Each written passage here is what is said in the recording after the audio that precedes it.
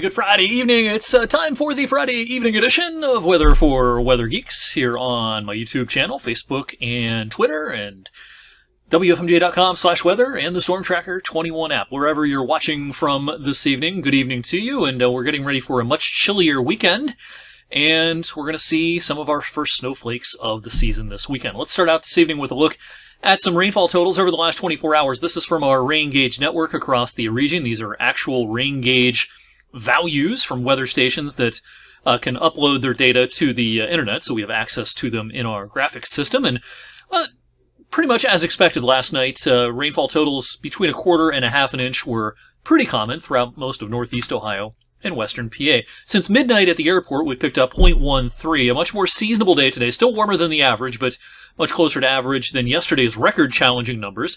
Also a blustery day today. Look at that max wind gust at the airport today of 34 miles per hour. Want to thank Elliot, who passed along this nice picture on Instagram today. Follow me on Instagram, EricWFMJ, if you were on Instagram. This interesting cloud feature was associated with kind of a surprise band of showers that popped up early this afternoon, something that wasn't necessarily expected. We have some cumulus congestus clouds here, and then above that, this kind of hat on top of that deck of thick clouds, that's called a pilus cloud. And sometimes these occur over the top of mountain ranges. Sometimes they occur over a storm cloud or a heavy shower when you have enough instability in the atmosphere and other conditions are just right. We won't get too deep into the meteorology here, but something that we don't see all that often around here. And yeah, pilus cloud is what that's called. A little thin band, kind of like a hat, on top of the larger storm cloud.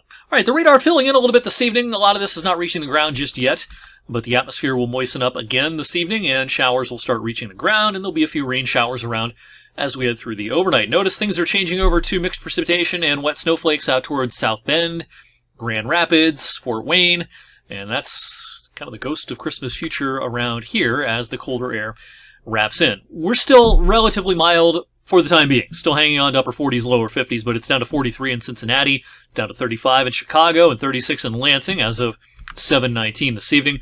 And that colder air, of course, is heading our way. Everything stays liquid for the next handful of hours, but when most of us are asleep, wee hours of tomorrow morning, there probably will be some wet snowflakes mixed in with a couple of raindrops right through daybreak on our Saturday.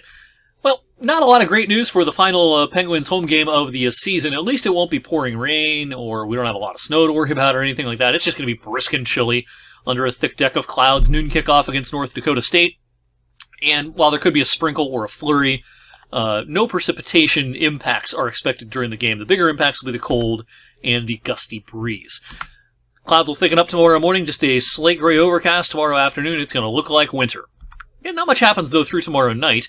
Things change, though, on Sunday. A pretty potent weather disturbance is going to kick through the Great Lakes on Sunday, and I think before the morning is through, some wet snow will develop. This is all going to be pretty low impact. I don't think it's much to worry about on the roads. It might even snow at a decent rate for a little while, but with temperatures in the mid-30s, ground temperature is pretty warm. It's just not going to do much in the way of sticking on road surfaces, but non-paved surfaces, elevated surfaces, yeah, I can see where we get some small accumulations out of this, and that'll be the case Sunday, midday, afternoon, even into Sunday night, even with a few raindrops mixed in here and there, and this just isn't a great setup for a heavy snow event. I wouldn't be surprised if we had some small additional accumulations on your windshield and on maybe your deck railing and things like that, your patio furniture. As we go into the day Monday, this becomes more of a pure lake effect event. Now, temperatures are still marginal on Monday. We'll still be above freezing most of the day. And it's still November and not the dead of winter. And with the flow kind of west-northwest on Monday, I kind of suspect this will be, most of these bands for most of Monday will be aimed more at Erie, maybe Crawford County, up towards Meadville, into southwest New York, around Jamestown, Bradford, PA. We're going to see some snowflakes flying around here, but it's all going to be pretty low impact, I suspect, in most of our TV viewing areas. So, weekend forecast, 40 Saturday, no better than 38 on Sunday.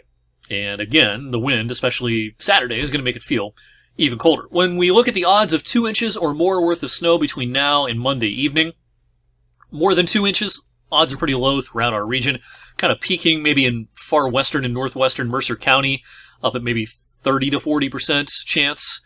but that's, still not great odds, and that's in the far northern and western part of the county. Most of our TV viewing area, the chances of 2 inches or more worth of snow through Monday, down around 5, 10, 15% at most. Here's a look at our official forecast. I think the most likely accumulation for most of our area between now and Sunday night, not counting the lake effect on Monday, be a slushy, goopy half an inch to maybe an inch. Again, mostly the grass and mostly non-paved surfaces. Lower odds of only seeing just a little powdered sugar donut covering, and even lower odds of seeing more than an inch in most of our viewing area through Sunday. Now again, Monday with the lake effect, could someone see some bonus small accumulations, mostly north of I-80 and especially in Mercer County? Yeah, that's going to be a possibility, and we'll fine-tune that forecast as we go through the weekend. Long-range outlook, this is the run-up to Thanksgiving, of course, this 8 to 14-day outlook, and it's a chilly-looking pattern, but it's not excessively cold.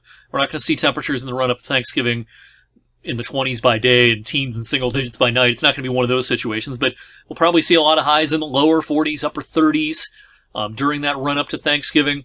The warmth pretty much confined to areas in the west. A lot more people will be traveling for the Thanksgiving holiday this year, and of course, it's too early to say whether we'll have precipitation impacts for holiday travelers, and you can look forward to plenty of updates on that topic as we get closer to the holiday. But broadly speaking, the temperature trends here in the run-up to the holiday looking chilly, but not crazy cold or anything like that. Thanks for watching tonight's Weather for Weather Geeks. Have a great rest of your Friday night, a great weekend. I'll see you back here on Monday.